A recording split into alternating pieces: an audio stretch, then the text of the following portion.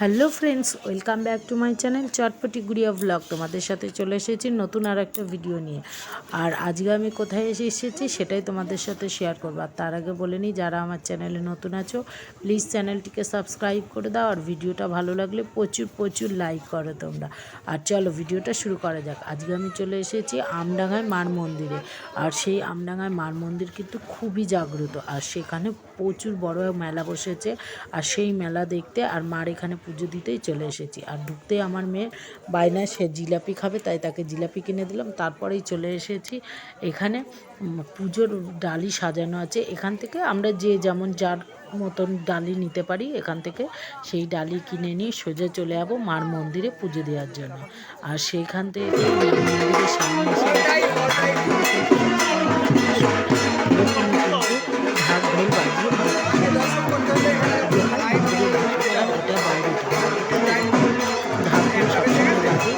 সেটাই এখানে এসে জানতে পারলাম।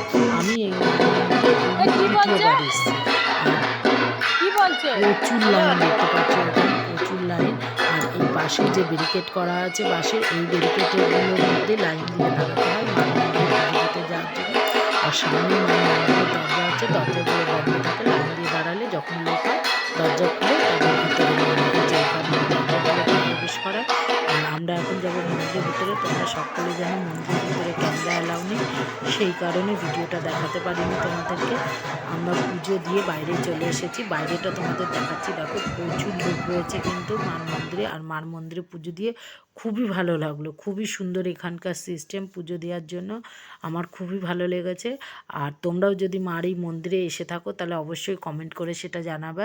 আর সেখান থেকে মার মন্দির থেকে বাইরে বেরিয়ে এসেই পাশে আর একটা গেট দিয়ে ঢুকতে হয়।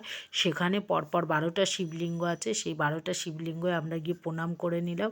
আর শিবলিঙ্গগুলো মন্দিরগুলো আমার কিন্তু খুবই ভালো লেগেছে। আর এখানের পরিবেশটাও খুব সুন্দর। আর সেই মন্দিরের ভিতরে একটা গাছ আছে, চলো তোমাদের সেটা দেখাবো। তার আগে তোমরা শিবলিঙ্গ, বাবার শিবলিঙ্গকে দেখে নাও। আর শিবলিঙ্গ প্রণাম করে নিচ্ছি।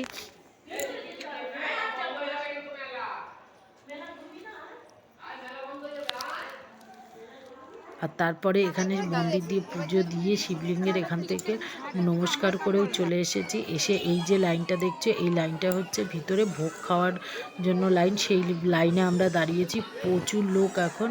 আর এখন অলরেডি বেজে গেছে 3:30, তবু লাইন দেখতে পাচ্ছ। এই যে মন্দিরের ভিতরেও ঢুকে গেছি, এখন প্রসাদ দিচ্ছে। ওই যে ওই কর্নারে দেখতেই পাচ্ছ, ওইখানে টেবিলে গামলা রেখে প্রসাদ দেওয়া হচ্ছে। আর এই লাইনে দাঁড়িয়েছি। আর এইখানে একটা গাছ দেখাচ্ছি তোমাদেরকে। তোমরা যদি কেউ এই গাছটা দেখে থাকো তাহলে অবশ্যই কমেন্ট করে জানাবে। আমি এই ফার্স্ট দেখলাম এই গাছটা।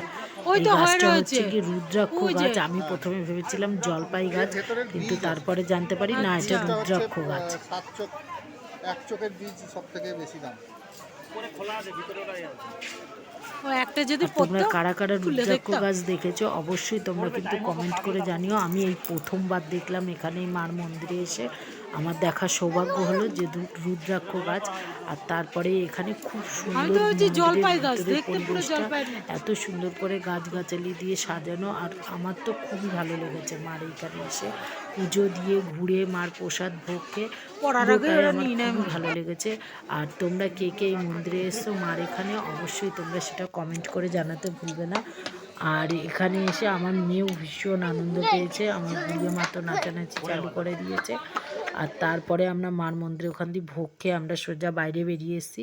মার মন্দিরের ঠিক পিছন দিকটায় এই এত সুন্দর এখানে মানে চাষ করা আছে, সমস্ত রকম সবজি এখানে চাষ হয়, সেটাই দেখতে চলে এসেছি। এখানে ফুলকপি আছে, বরবটি আছে, বেগুন আছে, কি কি আছে চলো তোমাদের সেগুলো এক এক করে দেখাচ্ছি। আর এখানটায় মানে আমাদের ভিডিও তোলার জন্য বা এখানে ফটোশ্যুটের জন্য খুব সুন্দর জায়গা।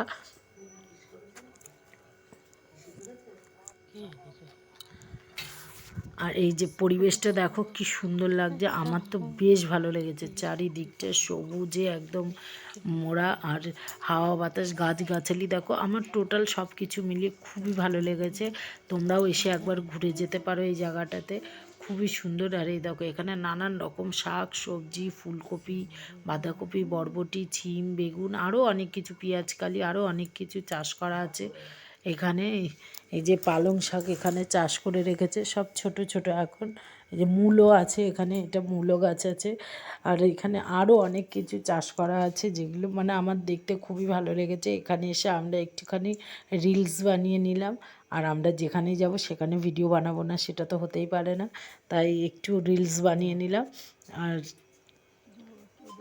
আর চলো তোমাদের দেখাচ্ছি একটা জিনিস। দেখো এখানে সাদা বেগুন কালো বেগুন দুটোই আছে, দেখো কি সুন্দর। আমার তো দেখে খুবই ভালো লাগছিল, কিন্তু এখান থেকে একটা জিনিসও কিন্তু নেওয়া যাবে না।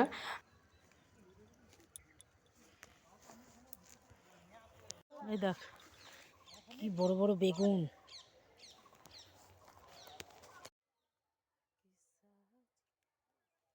মা,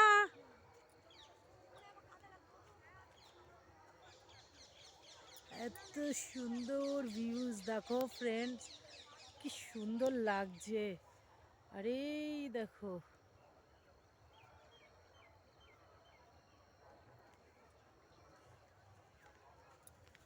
আছে ফ্রেন্ড, চলো তো দেখি। শহরের দিকে থাকি তারা।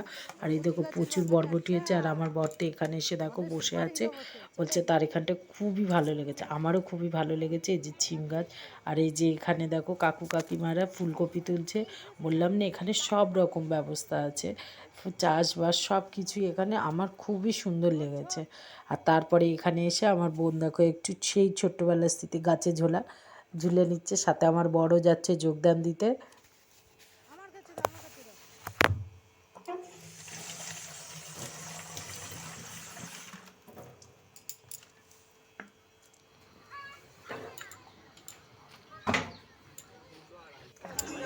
তারপরে সোজা আমরা সেখান থেকে বেরিয়ে চলে এসেছি। বড় মেলা বসেছিল তোমাদের বললাম, সেই মেলায় চলে এসেছি। মেলার বাসনপত্রগুলো দেখো 50 টাকা করে, খুবই সুন্দর একদম, মানে মিনি কিচেনের জন্য পারফেক্ট বাসন এগুলো সব 50।